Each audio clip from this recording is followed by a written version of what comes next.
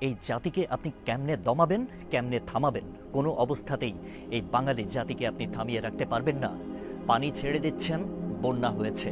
সম্মিলিত এবং ব্যক্তিগত উদ্যোগে সবাই নৌকা নিয়ে হাজির। স্পিড বোট লাগবে, কোনো সমস্যা নেই, কন্ডোফুলি শিপিং বোট সাপ্লাই দিচ্ছে। ইঞ্জিনের জন্য তেল লাগবে, ফুয়েল স্টেশনের মালিক তেল ফ্রি করে দিয়েছে। ত্রাণ কর্মীদের যাতায়াতের জন্য 21 এক্সপ্রেস ফ্রি করে দিয়েছে তাদের বাস। নৌকা নিয়ে যাওয়া সম্ভব নয়, প্রবাসীর হেলিকপ্টার ফ্রি হেলিকপ্টার সার্ভিস নিয়ে হাজির।